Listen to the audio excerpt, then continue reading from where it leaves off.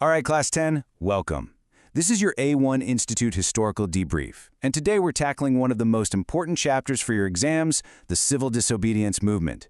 We're going to break down everything, the key events, the major players, and exactly what you need to know to be 100% exam ready. So here's our mission plan. First, we'll look at the rising tensions, the gathering storm that set the stage. Then we'll follow that incredible Salt March and see how it lit a fire across the country.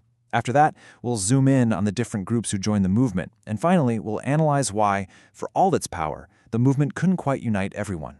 Let's get into it. Okay, Part 1, the gathering storm. You see, to really get why this massive movement kicked off, we have to go back and look at what was happening in India during the 1920s. It was like a political and economic pressure cooker just waiting to explode. Yeah, this wasn't just one single thing. It was a whole combination of factors creating a perfect storm. The earlier non-cooperation movement had been called off, leaving a bit of a vacuum. Then, a worldwide economic depression just hammered Indian farmers. And right on top of that, the British sent over the Simon Commission with 0 Indian members to decide India's political future. I mean, can you imagine? This was seen as a massive insult, and it directly fueled the demand for Purna Swaraj, or complete independence, by 1929. The stage was absolutely set.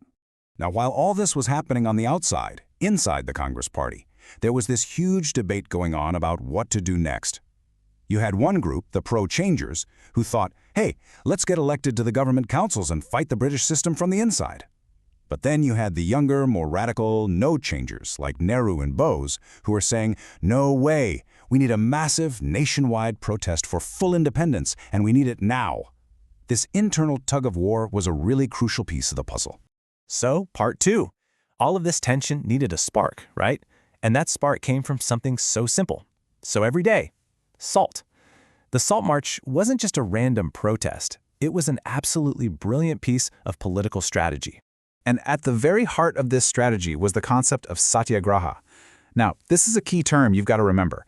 It doesn't mean just sitting back and accepting things. Oh no, it means actively fighting injustice, but your weapons are truth and nonviolence. It's about using moral force to challenge oppression. So here was Gandhi's genius move. He sends a letter to the British Viceroy, Lord Irwin. It's basically an ultimatum with 11 demands that affected everyone, from big industrialists to the poorest farmers. But one demand was designed to be the most powerful, the most unifying of all: abolish the salt tax. Why salt? Think about it. Everyone needed it, rich or poor. By taxing it, the British created this powerful symbol of their control over the most basic parts of Indian life. And when the British just ignored his letter, Gandhi responded with something the world would never forget: a 240-mile march. To put that in perspective, that's like walking from Delhi almost all the way to Chandigarh.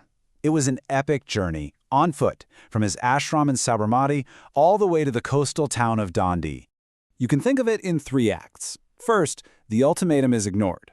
Second, the march itself begins. Gandhi starts with just 78 volunteers, but over those 24 days, thousands and thousands of people join in. And then, the grand finale. On April 6th, he reaches the sea, picks up a lump of salty mud, boils it, and makes salt. A simple act, but it was a powerful, public, and deliberate breaking of British law.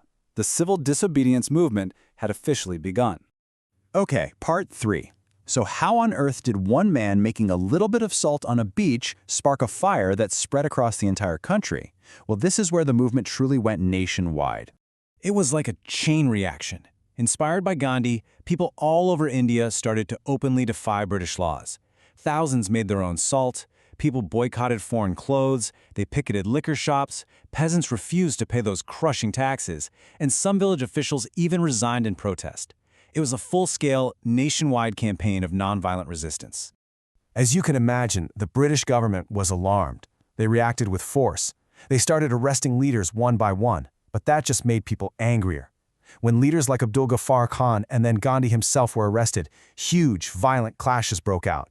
The government's response was brutal repression, and by the end, an incredible 100,000 peaceful protesters had been arrested. All this pressure eventually led to negotiations. This is what we call the Gandhi-Irwin Pact. Gandhi agreed to call off the movement and go to London for a conference. In return, the government agreed to release the political prisoners. But, and this is a big but, the conference in London was a total disappointment. When Gandhi came back, he tried to relaunch the movement in 1932, but it was really hard to get that same incredible energy and momentum going again. So who were all these people, these tens of thousands marching and protesting? In Part 4, we're going to look at the different groups who joined in. And this is so crucial to understand. The idea of Swaraj, or freedom, meant very different things to different people. First up, let's look at the rich farmers, like the Patidars and the Jats. For them, Swaraj was pretty simple. It was a fight against the ridiculously high taxes the government was demanding. They were super enthusiastic supporters. So you can imagine how deeply disappointed they were when the movement was called off in 1931 and those tax rates hadn't been changed. They felt let down. Then you have the business classes. They jumped in for their own reasons. They were tired of colonial policies that were stifling their businesses. They provided money for the movement and refused to buy imported goods. But their support wasn't unlimited. As the protests continued, they started getting worried about disruptions to business and the growing influence of socialist ideas within Congress. Now, one of the most remarkable things about this movement was the huge-scale participation of women. It was incredible. Inspired by Gandhi's call, thousands of women came out of their homes to march, protest, and many even went to jail. It was a massive step forward. But, and this is an important point, while their public presence was powerful, the Congress Party itself was still pretty reluctant to give women actual positions of authority within the organization. And that brings us to a really crucial final part of our analysis. For all its amazing success, the Civil Disobedience movement also shone a bright light on some of the deep divisions within Indian society. It wasn't one single unified force. Take the Dalit community, for example. Their participation was limited. For a long time, the Congress Party was seen as being dominated by conservative, high-caste Hindus, and many Dalits felt ignored. Their leader, the brilliant Dr. B.R. Ambedkar, had a different focus. He was demanding political rights and separate electorates, which meant Dalits would elect their own representatives. This put him in direct conflict with Gandhi. This conflict led to a major showdown. Gandhi began a fast unto death because he believed separate electorates would permanently divide Hindu society. The intense situation was finally resolved with the Pune Pact. It was a compromise. Ambedkar gave up the demand for separate electorates, and in return, the depressed classes were guaranteed a number of reserved seats in the legislatures. The other major crack in national unity was between Congress and many Muslim political organizations. This quote from Sir Muhammad Iqbal in 1930 just perfectly captures the different perspectives. For many in Congress, a single nation meant a single electorate. But for many Muslims, political safeguards like separate electorates were seen as essential to protect their identity. You see, by the late 1920s, there was this growing atmosphere of suspicion and distrust.